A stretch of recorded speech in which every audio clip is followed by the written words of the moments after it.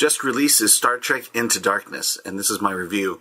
Pioneer director J.J. Abrams will deliver an explosive action thriller that takes Star Trek into darkness. When the crew of the Enterprise is called back home. I can't say much of the story without giving away spoilers, but what I liked is Captain Kirk's style of leadership is challenged. Is Captain Kirk a tactical genius, or is he a reckless warrior who's incredibly lucky? This question is put to the test when he's up against John Harrison, played by Benedict Cumberbatch, to cover a mission that endangers his entire crew. It's almost unfair to compare this film with the first film. The first film was a lot about origins, kind of getting into that story of Kirk. It's definitely a reboot that meddles with the Star Trek continuity.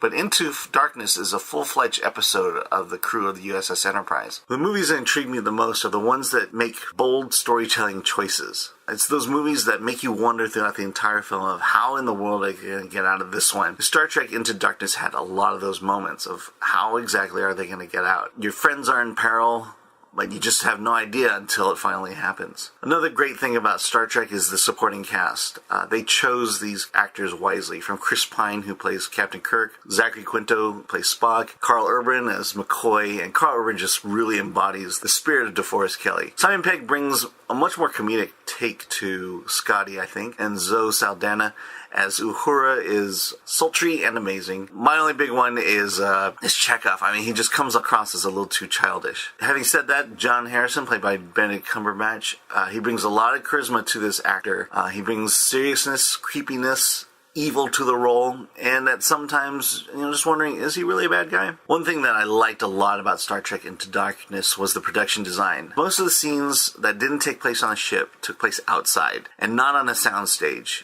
They brought futuristic elements to modern-day San Francisco. The world just felt real. There were a few missteps where there was a floating hover car, and that just came off as a little bit cheesy, as a low-grade sand speeder. There's a lot of nods for Trekkers and Trekkies alike, a lot of plot points that were, hey, I recognize that, I know that's going on, but it wasn't so heavy-handed that the new viewer into the Star Trek universe couldn't understand it. I know there's a lot of controversy out there about whether this was truly a Star Trek episode, and in my opinion, I think it was. You have to go off the fact that the successful Star Trek movies, we would call them the even ones, those that did the best at the box office and critically were, for the most part, 90% action movies and 10% moral tale. While the ones that failed, such as Nemesis and Insurrection, and the one where they search for God, it was these morality tales that just didn't pay off and therefore didn't do well. And more importantly, I think it hurt the franchise. So if you really want to revive the Star Trek franchise, you've got to let these movies become action films, and you've got to somehow develop a television series that can tell these stories of morality and make you question and think about us as people living on Earth. From a scale from 1 to 10, I give Star Trek a 9. This is Alan Ng with a Secret City Geek Lab movie review of Star Trek Into Darkness. I'm here with Leon Holton, and he's going to... What do you think of Star Trek Into Darkness? I thought it was a good sequel to the series that they've developed, but they created a cool character with him, but they didn't do anything with him. That kind of disappointed me. Okay. Are you a big Trekkie? I'd like to believe I am, but not really. Okay. Did you think this was a good Star Trek movie? In its own universe that it created, yeah, but But not in the entire... Yeah, if you look at it at the series as a whole, it doesn't seem to quite match up. Okay, what are some things you liked about the movie? I like the lens flare. No, I like that they kept the characters as they were. They didn't need to change them for any reason. We weren't like, oh, Kirk has this. So I thought it was good. I thought it was a cool idea and it was a neat twist. But then they said he's superpowered and he does cool stuff because that. It wasn't anything other than that. Yeah. Okay, so from a scale from 1 to 10, how would you rate Star Trek Into Darkness? Probably a 7. I'm here with Sophia Bein. What did you think of Star Trek? I thought it was a lot of fun, very interesting, heartfelt plot line, and just a lot of fun overall. And me not being a huge knower of Star Trek in Star Trek universe, I thought that what they did was interesting. So I asked other Star Trek Trekkies, and they told me really interesting things.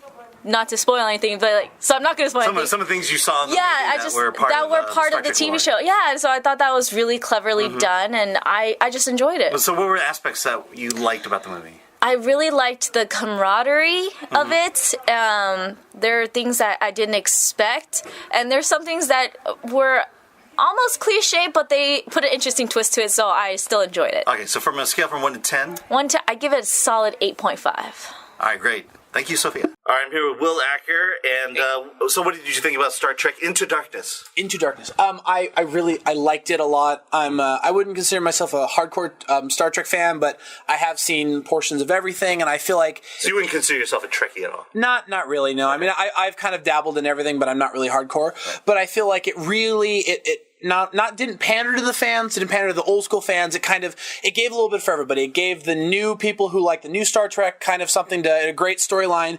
It gave people from the old Star Trek, people who kind of love the old series, it gave them something to work with. Okay. It kind of gave everybody everything that it needed to give, I guess. What did you like about the movie? Honestly, I really liked the throwbacks to a lot of things. There were a lot of throwbacks to old references to old Star Trek episodes. There were references. There were great character development. I liked the main villain. I thought they did a really good job with what they did. I'm not going to spoil anything. Yeah. So okay, so you like John Harrison? I did like John Harrison. Okay. He was quite an amazing villain. Okay, and what did you not like about it? J.J. Abrams has this stylized way of doing things sometimes. I hate his lens flares.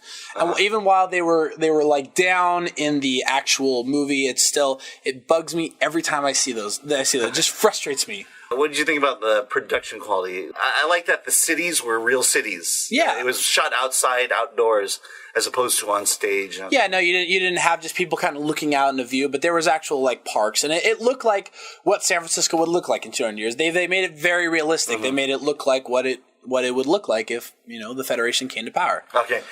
And how'd you rate the movie from 1 to 10? I'm going to rate it at a 9 just because I really, really like the movie. All right. And would you see it again? Yeah, I'd see it again. IMAX 3D? As we've talked about before, I'm not really an 3D guy. I might go see it in IMAX just to get that full visual effect, but right now, yeah.